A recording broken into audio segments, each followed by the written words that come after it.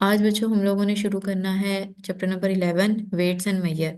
Weights and measure जो है ये वैसे आपकी फार्मास्यूटिक्स में, इसमें कोई मेडिसिन नहीं है, इसमें कोई ड्रग नहीं है, लेकिन इसके अंदर कुछ कैलकुलेशंस बताई गई हैं। ड्रग कैसे कैलकुलेट करते हैं, वेट इन वेट जो है मेडिसिन को वेट इन वॉल्यूम कैसे बनाते हैं। कुछ मेडिसिन हैं जैसे कुछ सिरप दो तरह के होते हैं, एक वेट बाय वेट होता है, एक वेट बाय वॉल्यूम होता है। तो हम लोगों ने वेट बाय वेट का मतलब क्या है, वेट बाय वॉल्यूम का मतलब क्या है, और वेट हम लोग किस तरह से मैयर करते हैं और वॉल्यूम हम लोग किस तरीके से मैयर करते हैं, ये सारी चीजें बेसिक्स पढ़नी है जो ये आप लोगों ने 7वीं 8वीं जमात में ऑलरेडी की हुई हैं। उन्हीं चीजों को हमने रिकॉल करना है। इसके अंदर इतनी बड़ी कोई साइंस नहीं है समझने वाली। वेट क्या होता है, डब्ल्यू।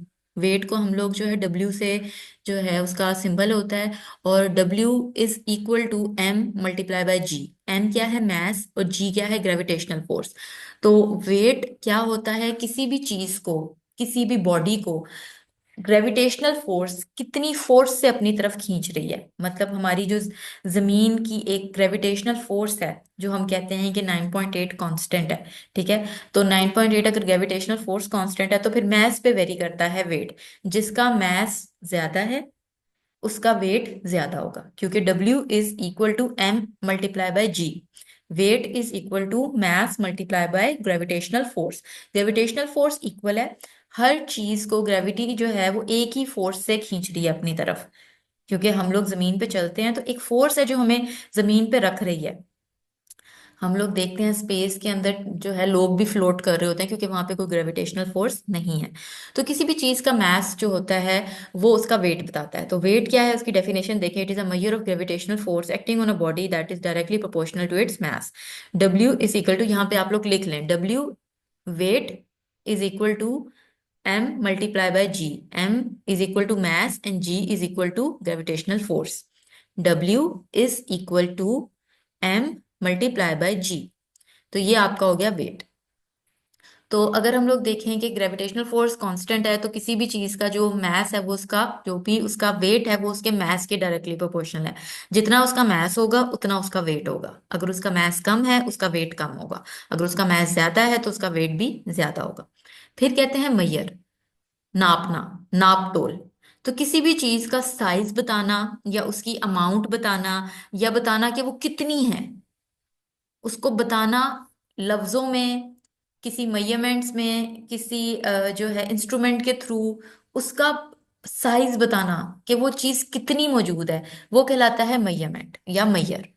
इसके लिए डिफरेंट हम यूनिट्स यूज करते हैं। इसके लिए साइज का अलग यूनिट है, अमाउंट का अलग यूनिट है, और डिग्री ऑफ समथिंग मतलब कि कितना बड़ा है कितना छोटा है, किसी चीज से कंपैरिजन करना, ये जो है ये अलग हम इंस्ट्रूमेंट से देखते हैं, अलग यूनिट से इन चीजों को देखते हैं। नाप तोल मीन्स मेजरिंग। अब आते हैं system of measurement. System of measurement में हम किसी चीज, कौन से सिस्टम को यूज करके हम लोग किसी भी चीज का को नापते हैं कि ये इतना है और ये इतना है। मतलब जैसे हम लोग लेंथ है कहते हैं कि इतने इंच है, इतने फीट है, इतने यार्ड है। तो ये क्या है, ये यूनिट्स हैं। ठीक है, तो दो तरह के हमारे पास सिस्टम है, एक है इंपीरियल सिस्टम, ये बहुत पुराना सिस्टम चलता आ रहा है, और एक है मैट्रिक सिस्टम, ये न्यू सिस्टम है। इंपीरियल सिस्टम जो है ये क्या सिस्टम है, इस ये इंग्लैंड में डेवलप हुआ था बच्चे, ये एमसीक्यू में भी आया हुआ है, और एक ना शॉर्ट क्वेश्चन भी आज से 2 साल पहले आया था, इंपीरियल सिस्टम पे नोट लिखें। तो सिस्टम, इंपीरियल सिस्टम क्या है, ये सबसे पुराना सिस्टम है वेट्स एंड मेयर्स का।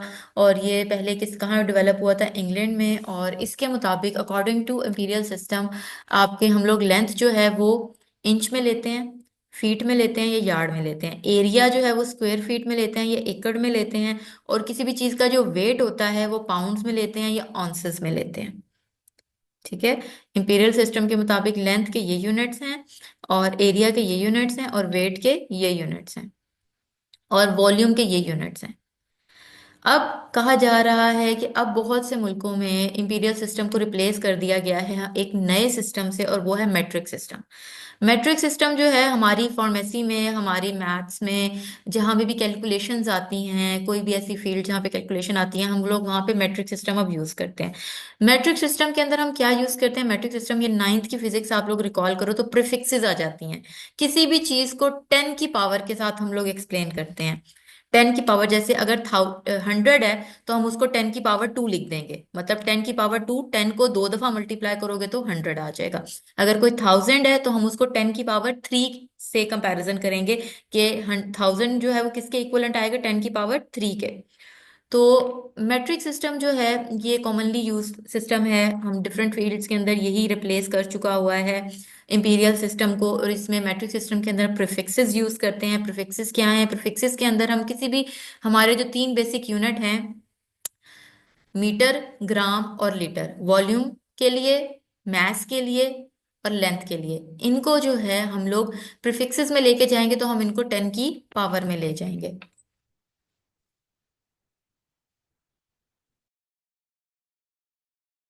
अब हम लोग कुछ प्रीफिक्सेस को याद करते हैं बच्चों। ये आप लोगों ने जो है ये आप लोगों को रट्टा ही मारना पड़ेगा कि माइक्रो क्या होता है, 10 टू रेज टू पावर -6 होता है। ठीक है, अब ये -6 क्यों कह रही हूँ, देखो ये 1/10 टू रेज टू पावर 6 है। ठीक है, ये कितने जीरो हैं, 1 2 3 4 5 6, मतलब ये 10 की पावर 6 बन गए। और ये बटे के नीचे है, जब हम इसको बटे के ऊपर लेके जाएंगे तो 10 टू रेज टू पावर -6 हो जाएगा ये। फिर हम मिली की बात करेंगे तो ये भी 10 टू रेज टू पावर -3 है। ये 10 टू रेज टू पावर -3 कैसे बनेगा, ये एक 1/10 टू रेज टू पावर 3 हो जाएगा, इसमें 3 जीरो है तो 10 की पावर 3, लेकिन ये बटे के नीचे है, 1/10 की पावर 3 बनेगा। जब आप इसको बटे के ऊपर लेके जाओगे तो ये 10 टू रेज टू पावर -3 बन जाएगा, बटे के नीचे। अब ये सेंटी देखो तो सेंटी 100 है, मतलब 10 टू रेज टू पावर 2। 10, कितने जीरो हैं, 2, तो 10, 10 के ऊपर 2। अब ये बटे के नीचे है तो ये पॉजिटिव फॉर्म है, जब इसको हम ऊपर बटे के ऊपर लेके जाएंगे तो ये नेगेटिव फॉर्म में चला जाएगा, 10 टू रेज टू पावर -2 हो जाएगा। अगर हम डेसी देखें तो ये 10 है, मतलब 10 टू रेज टू पावर -1। तो जब इसको आप बटे के ऊपर लेके जाओगे तो ये 10 टू रेज टू पावर -1 बन जाएगा। वैसे अगर ये बटे के नीचे, अगर हम माइक्रो को अगर आप 1 बटा बताओगे तो 1/10 की पावर 6, मिली 1/10 की पावर 3, सेंटी 1/10 की पावर 2, डेसी 1/10, डेका 10 होता है। Deka means 10, hecto means 100 and kilo means 1000। Kilo का तो हम सबको पता है, 1000 को कहते हैं 1000 ग्राम्स इज 1 किलोग्राम।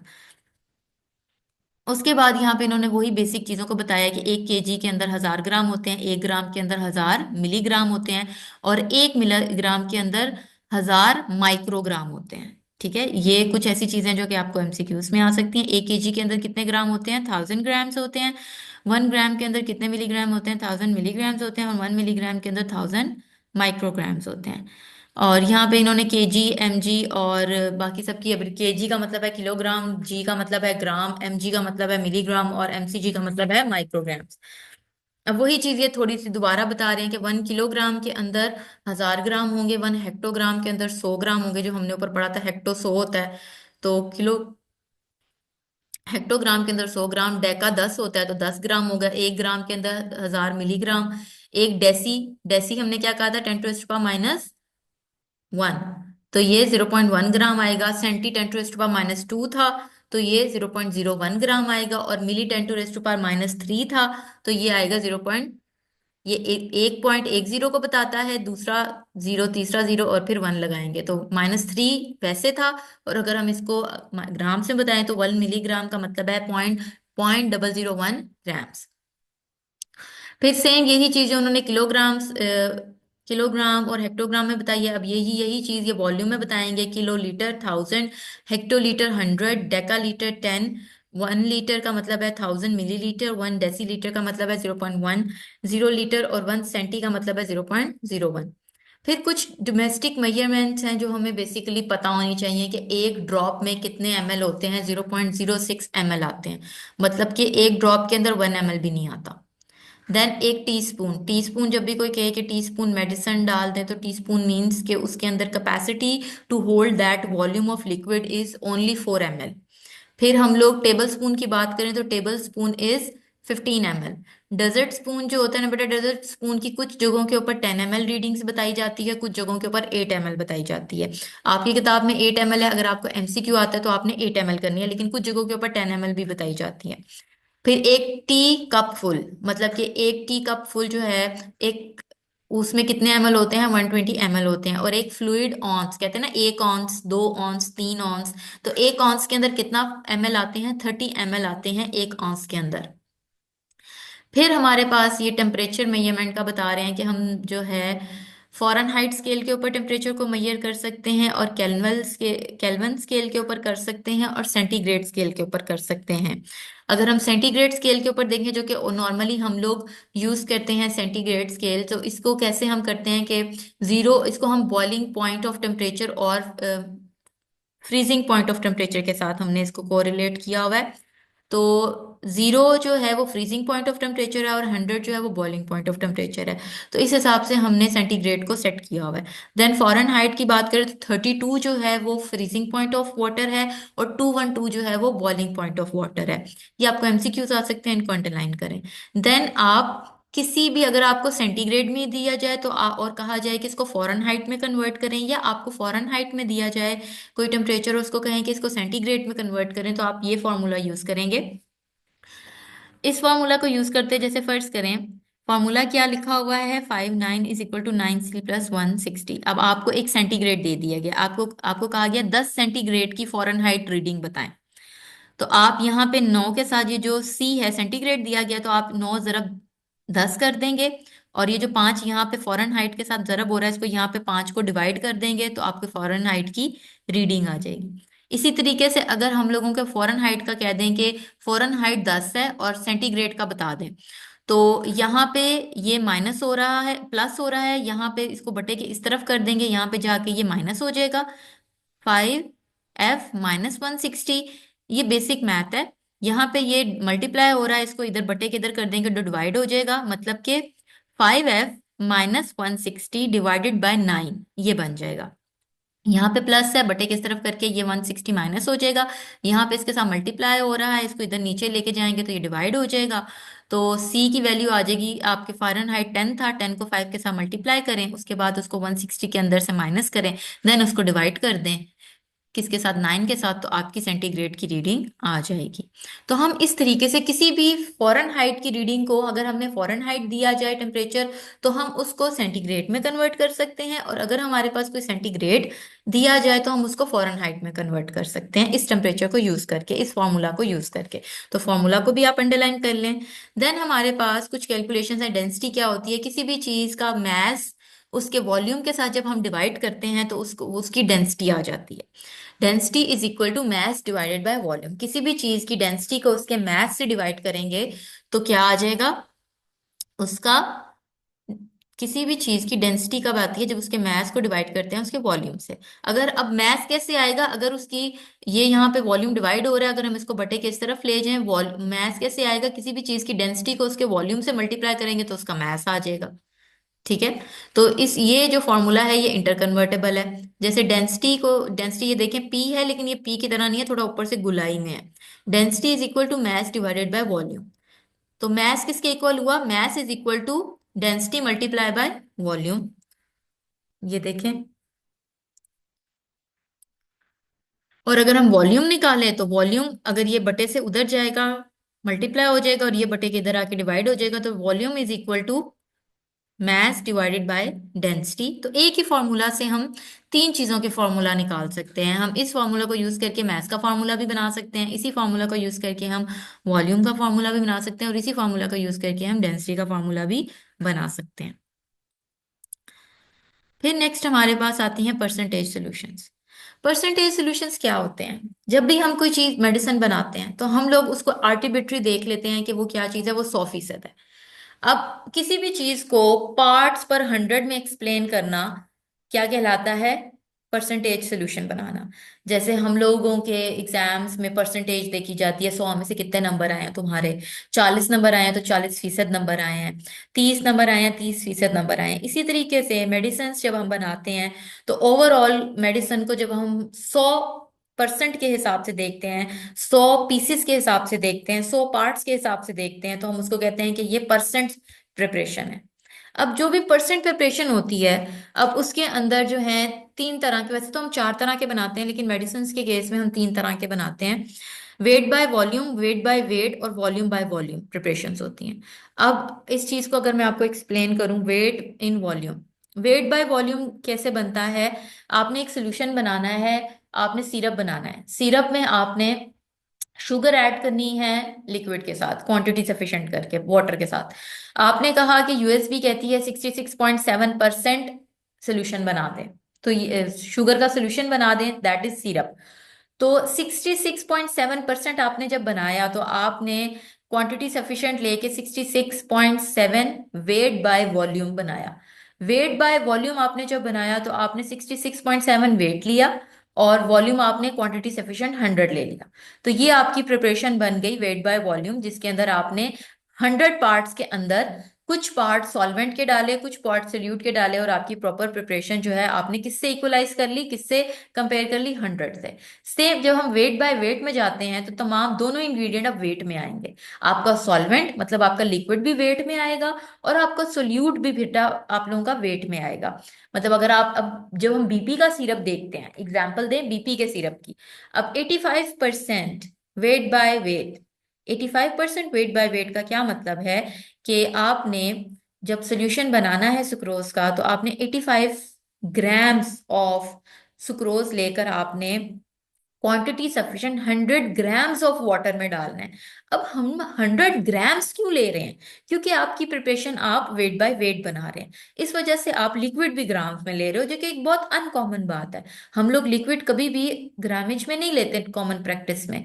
लेकिन in medicine, in case of medicine, हम वेट बाय वेट प्रिपरेशन जब भी बनाएंगे उसमें हम तमाम इंग्रेडिएंट्स, जितने भी इंग्रेडिएंट्स हैं उनको हम ग्राम्स में ही लेंगे, वॉल्यूम नहीं लेंगे उसका।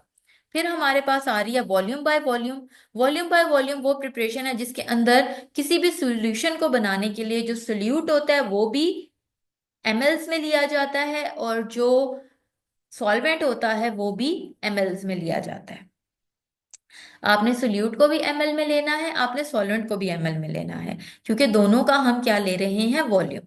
और किससे कंपेयर कर रहे हैं, परसेंटेज से। 100% के अंदर कितने परसेंट सोल्यूट है और कितने परसेंट सॉल्वेंट है, ये दोनों चीजें जो हैं ये आपने उसकी परसेंटेज को बताएंगी। लेकिन ये परसेंटेजेस जो हैं जब हम बनाएंगे तो हम जो आपकी प्रिपरेशन है उसकी जो क्वांटिटीज हैं वो किस में लेंगे, वॉल्यूम्स में लेंगे, उसका वॉल्यूम लेंगे, ठीक है।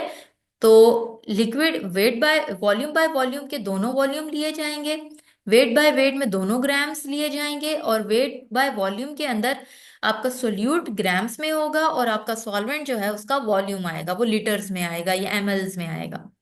तो ये आपकी प्रिपरेशन है। एक बच्चे आप लोगों की ना वॉल्यूम बाय वेट भी है प्रिपरेशन, लेकिन मेडिसिन के केस में ना वॉल्यूम बाय वेट नहीं बनती। एक वेट बाय वॉल्यूम है ना, एक वॉल्यूम बाय वेट भी होती है, लेकिन मेडिसिन के केस में ज्यादातर नहीं बनती। मेडिसिन के केस में ये तीनों तरह की बनती हैं। वैसे अगर हम जनरली तौर पर, आप लोगों ने नाइन्थ की फिजिक्स में पढ़ा होगा, जनरली तौर पर अगर हम परसेंटेज सोल्यूशंस पढ़ें तो ये 4 तरह की होती हैं। इसके साथ ही बच्चों आप लोगों की फार्मास्यूटिक्स कंप्लीट हो गई है।